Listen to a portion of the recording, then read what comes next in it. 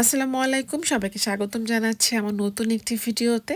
আজকে আপনাদের সাথে শেয়ার করতে এসেছি জাপানের কানাগাওয়াতে এবছর ঈদুল ফিতর 2024 সালের যে ঈদ পুনর্মিলন অনুষ্ঠান ঈদ আনন্দ হয়েছিল, সেই অনুষ্ঠানের কিছু অংশবিশেষ আজকের ভিডিওতে শেয়ার করব। ঈদ আনন্দ অনুষ্ঠানটি করা হয়েছিল জামা সিটির হারমোনি হলে। হলটি বেশ সুন্দর, বাইরের ভিউটাও খুবই সুন্দর, দেখতেই পাচ্ছেন অনেক সুন্দর ফুলের সমারোহ এবং হলের ভিতরে ডেকোরেশন এভরিথিং খুবই সুন্দর ছিল। তো আমাদের অনুষ্ঠান শুরুর টাইম ছিল হচ্ছে দুপুর 1টা থেকে এবং সেটার আমাদের হলরুমটা ছিল দোতলায়। তো আমরা সবাই 1টা থেকে আসা শুরু করি গেস্টরা, এরপর আমাদের যে হলরুম সেখানে যাই এবং যাওয়ার পর প্রথমেই যে কাজটা করা হয় সেটা হচ্ছে ডেকোরেশনের কাজ। সবার আগে ঈদ ব্যানার যেটা করা হয়েছিল সেটা লাগানো হয় এবং সাথে দুটো ফ্ল্যাগও আমরা ইউজ করেছিলাম, একটা বাংলাদেশের এবং একটা জাপানের। ঈদ আনন্দ অনুষ্ঠানের সব ডেকোরেশন সুন্দর মতো করার জন্য ভাইয়েরা আমাদেরকে অনেক হেল্প করেছে, বলতে গেলে তারাই সব ধরনের ডেকোরেশনের কাজ করেছে। কোনো অনুষ্ঠানকে কেন্দ্র করে ডেকোরেশনের আইডিয়া যদি চিন্তা করি, সেখানে বেলুন ছাড়া কোনো কিছু কল্পনাই করা যায় না। তো সেদিনও আমরা বেলুনে অ্যারেঞ্জ করেছিলাম, আমরা স্পেশাল ঈদ মোবারক লেখা বেলুনে অ্যারেঞ্জ করি এবং আমরা হল রুমের একটা সাইডে একটা টেবিলের আয়োজন করি। এখানে মেইনলি আজকে যারা গেস্টরা আসবে তারা সবাই একটা করে ঈদ ডেজার্ট বানিয়ে নিয়ে আসবে। তো সেই ডেজার্টগুলো সুন্দর করে সাজিয়ে রাখার জন্য আমরা একটা টেবিল সাজাই এবং আজকের প্রোগ্রামের হোস্ট হচ্ছে আমাদের এই ববি আপু। তার আয়োজনের কারণে আমরা এত সুন্দর একটা ঈদ পুনর্মিলন অনুষ্ঠান করতে পেরেছি। সবাই মিলে ঈদ ডেকোরেশনের কাজগুলো করতে কিন্তু ভালোই লাগছিল। আমি বানাইছি, বুঝছো? মেনু কমেন্ট পড়ছে তোমার? মেনু কোনটা?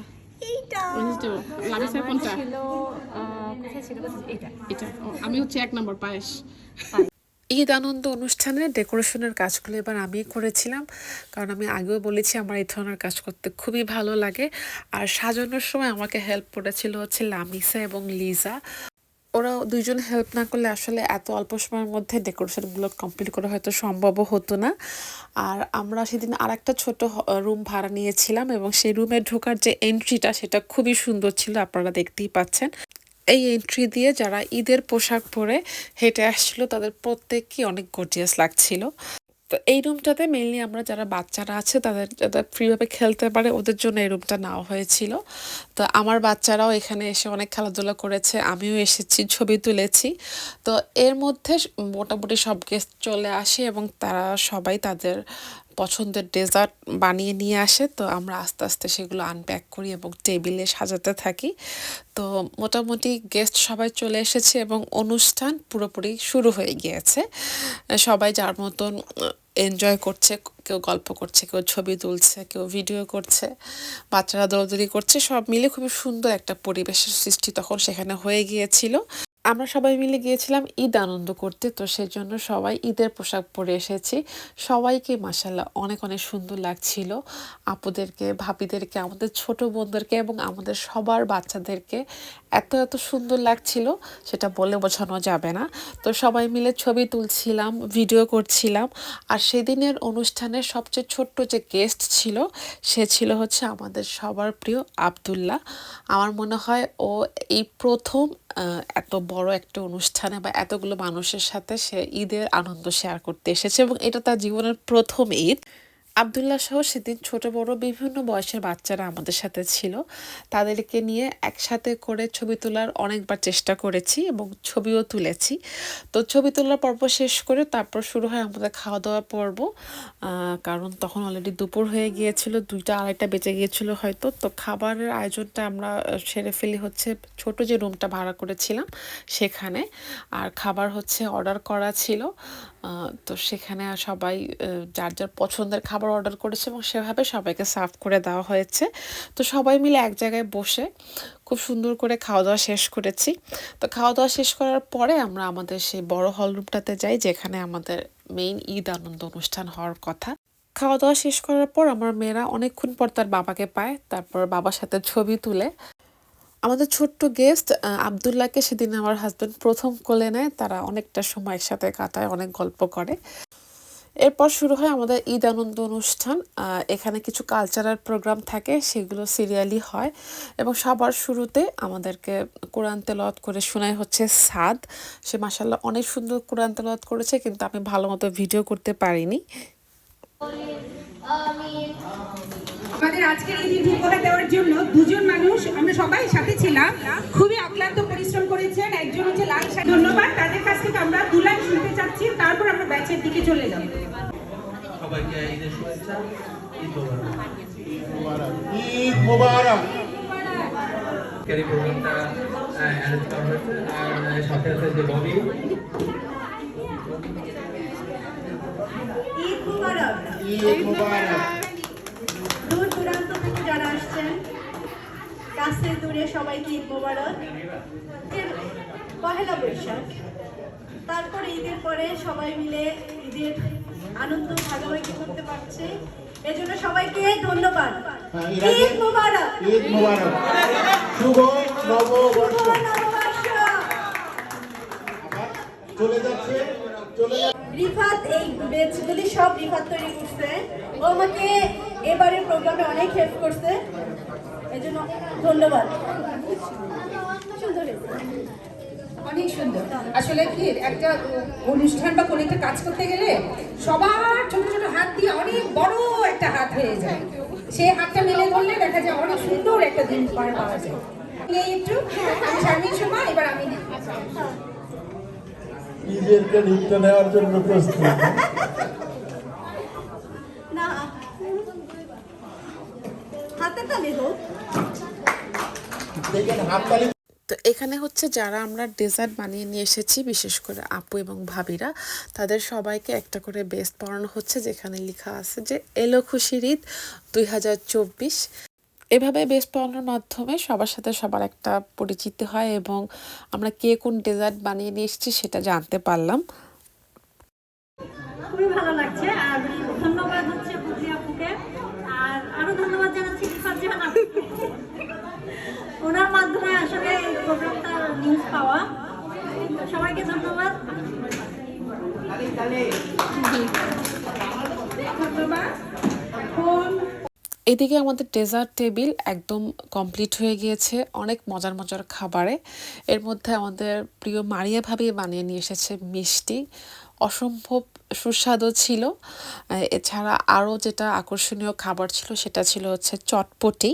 এসব খাওয়া দাওয়া পরে হবে, কিন্তু এর আগে আমরা সবাই মিলে ওমর রমজানের ওই রোজা শেষে এলো খুশির ঈদ এই গানটা গাই এবং লামিসা বাচ্চাদেরকে নিয়ে খুব সুন্দর একটা নাটক বানিয়েছে, সেটার কিছু অংশ বিশেষ আমি আজকের ভিডিওতে শেয়ার করছি।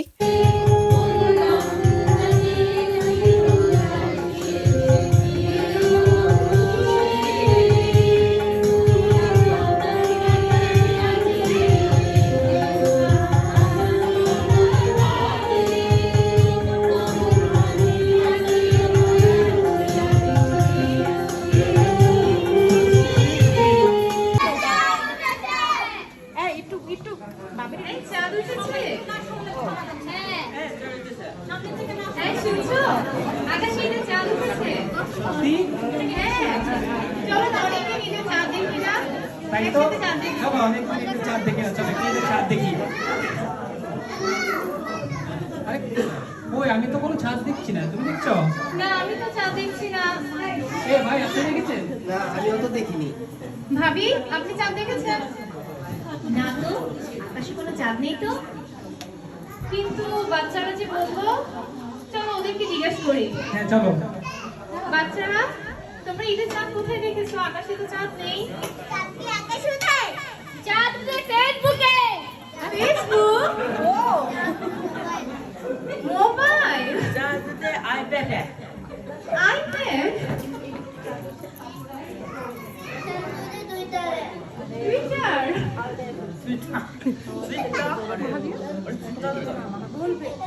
চাঁদও ডিজিটাল হয়ে গেছে, এখন সবাই ফেসবুকে চাঁদ খুঁজে, এখন আর কেউ আকাশে চাঁদ খুঁজে না। আজকের প্রোগ্রামের হোস্ট ববি আপু তার ছোট বোন আমাদের জন্য একটা কেক বানিয়ে নিয়ে এসেছিল। ঈদ মোবারকের লেখা কেকটা খুবই টেস্টি ছিল এবং দেখতেও খুব সুন্দর লাগছিল।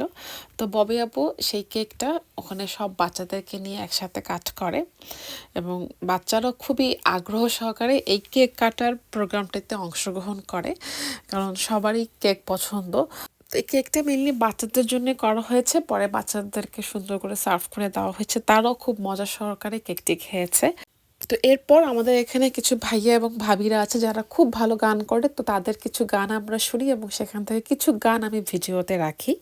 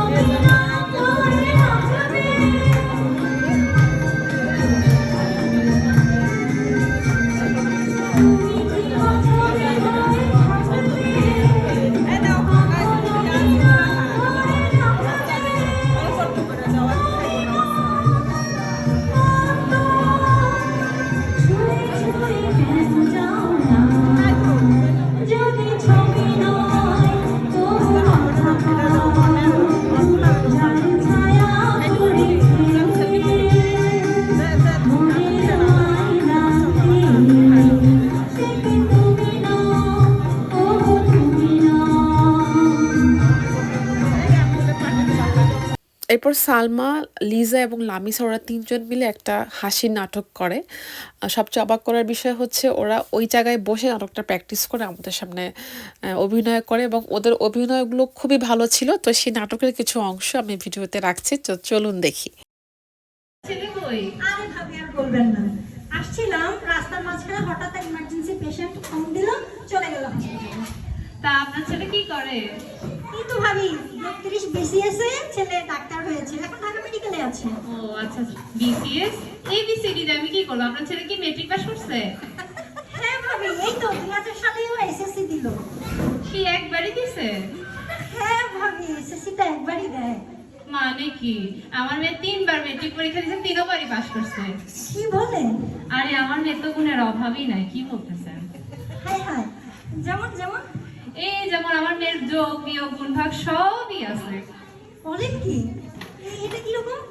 এই যে ধরেন যোগ, ও যখন আপনার ঘরে বউ হয়ে আসবে, আপনার শপিং খরচ সব যোগ করে দিবে, এরপরে আপনার থেকে আপনার ছেলেকে বিয়োগ করে দিবে। কি বলেন? আর গুণ তো মানে বলে শেষ করা যাবে না। ও খাওয়া দাওয়া, নাচ গান, শপিং সবই ভালো পারে। আর ভাগের ব্যাপারটা, আপনার সম্পত্তি আছে যে, ওগুলাকে খুব সুন্দর করে ও ভাগ করে দিবে। হাই হাই, আপনার মেয়েকে নিয়ে আসেন ভাবি। আচ্ছা আচ্ছা, আনতেছি, মনে আজকেই বিয়ে পরে নিয়ে যাবেন। আনতেছি ওকে।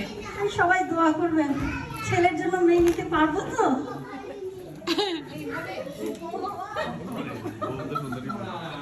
মা সালাম দাও। আসসালামু আলাইকুম। এভাবে সালাম দেয় নাকি? মা ধরে সালাম করো। এ থাক থাক মা, থাক থাক থাক। তুই কি ঝাড়ু দিলো না সালাম করলো? বুঝলে বুঝপাতা, না বুঝলে তেজপাতা। তো এত সব স্টেপ পার করার পর আমরা একদম অনুষ্ঠানের শেষের দিকে চলে আসি। তো সবার শেষে একটা আয়োজন করেছিলাম, সেটা ছিল কাপল গেম। তো এখন আমরা এই কয়জন মিলে সেই কাপল গেমটা খেলবো। তো সেটার হোস্টিং ছিলাম আমি এবং আইডিয়াটাও ছিল আমার। তো তখন অলরেডি অনেকে চলে গিয়েছিল কারণ সন্ধ্যা হয়ে গিয়েছে। তো পরে যে কয়জন ছিলাম তাদেরকে নিয়ে আমরা সেই খেলার আয়োজন শুরু করে দেই। এই খেলাটা ছিল একটা কুইজ টাইপের খেলা। হাজব্যান্ডদেরকে তাদের ওয়াইফ সম্পর্কে কিছু কোয়েশ্চেন করবে এবং তারা সেটার অ্যান্সার দেবে, কিন্তু যখন তারা অ্যান্সার করবে সেই সময় তারা তাদের ওয়াইফের সাথে আই কন্ট্যাক্ট করতে পারবে না। তো সেই কারণে তাদেরকে একটু ঘুরে দাঁড়াতে হবে। তো তারা ঘুরে দাঁড়ানোর পরে আমি ভাইয়াদেরকে সেই কোয়েশ্চেনগুলো করি। তো কোয়েশ্চেনগুলো খুবই ইজি আমাদের মেয়েদের জন্য, কিন্তু কিছু কিছু সময় ছেলেদের জন্য খুবই টাফ মনে হয়। তো আপুরা সবাই এখন ঘুরে দাঁড়াচ্ছে। তো ঘুরে দাঁড়ানোর পরে আমি ভাইদেরকে যে কোশ্চেনটা করি সেটা ছিল হচ্ছে যে আপনার ওয়াইফের বার্থডে এবং আপনাদের ম্যারেজটা সেটা কবে। প্রশ্নটা শোনার সাথে সাথেই সব ভাইয়ারা চিৎকার করে বলে ওঠে যে এটা খুবই সোজা একটা কোশ্চেন। তো তো চলুন ভাইয়াদেরকে করা তাদের ওয়াইফের বার্থডে এবং ম্যারেজ ডে সম্পর্কে যে কোশ্চেন সেটার অ্যান্সার তারা কি দেয়। আচ্ছা আচ্ছা হ্যাঁ, আপনার ইয়ার বলতে হবে না এবং ম্যারেজ ইয়ারও বলতে হবে না, জাস্ট তারিখ। এটা 12/26 মানে ডিসেম্বরের 26 সেটা কি জন্মদিন? Date of birth. Date of birth. আচ্ছা, তারপরে হয়েছে। হ্যাঁ, আচ্ছা, তারপরে ম্যারেজ ডে হলো 1 মে। আপু হয়েছে? আল্লাহ একদম ফার্স্ট হয়েছে। আচ্ছা, হ্যাঁ, ওকে। অনামিকা আপু, অনামিকা আপুতে বলেন ভাইয়া। এই যে গেছে 23 আগস্ট এটা বার্থডে। এত দেরি করে হবে না, ঠাস ঠাস বলতে হবে। 23 আগস্ট আর 27 জানুয়ারি। হয়েছে আপু?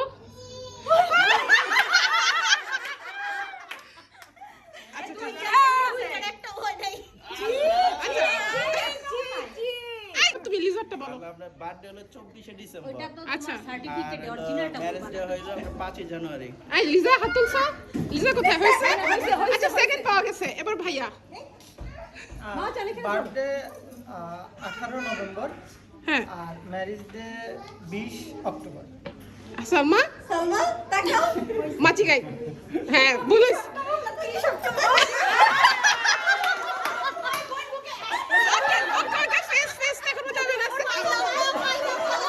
আচ্ছা, নেক্সট ভাইয়া বলেন। আপু হয়েছে? এই তো থার্ড হয়ে গেছে, থার্ড হয়ে গেছে।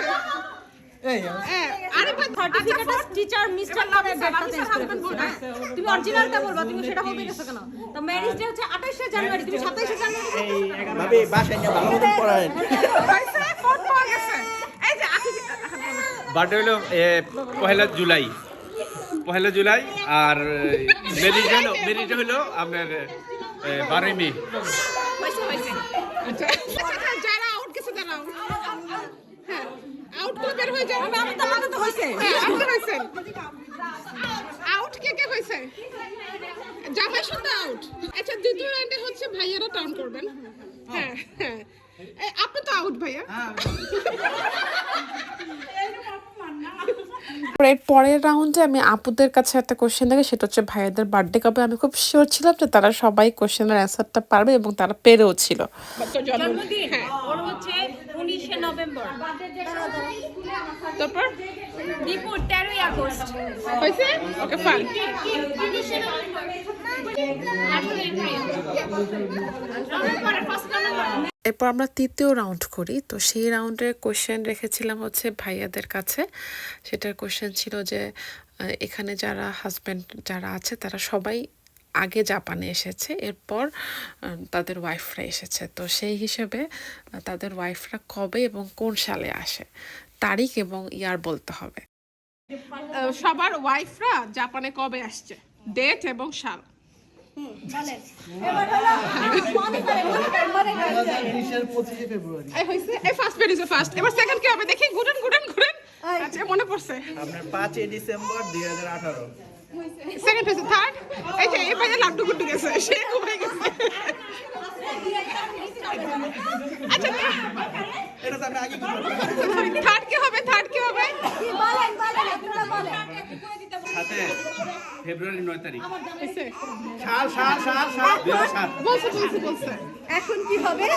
তো ফাইনালি আমরা আমাদের উইনারদেরকে পেয়ে যাই। এরা হচ্ছে টপ 4। ফোর্থ পজিশনে আছে হচ্ছে আখি এবং থার্ড পজিশনে আছে হচ্ছে লামিসা এবং ওর হাজব্যান্ড। তো এরপর হচ্ছে লিজা। আর আজকের এই খেলায় যারা ফার্স্ট হচ্ছে তারা আসলে খুব ভালো পারফর্ম করেছে। ভাইয়া প্রত্যেকটা কোশ্চেনের অ্যান্সার 1 সেকেন্ডের মধ্যে দিয়েছে। এটা আসলে ব্রিলিয়ান্ট একটা পারফরমেন্স বলা যেতে পারে। তো এই ছিল আমাদের 2024 সালের ঈদ আনন্দের একটা ছোট্ট অনুষ্ঠান। সত্যি কথা বলতে বিদেশে আমরা এই ধরনের অনুষ্ঠানের জন্য সারা বছর অপেক্ষা করে থাকি। তো আপনাদের কেমন লেগেছে জানাবেন। সবাই ভালো থাকবেন। আল্লাহ হাফেজ।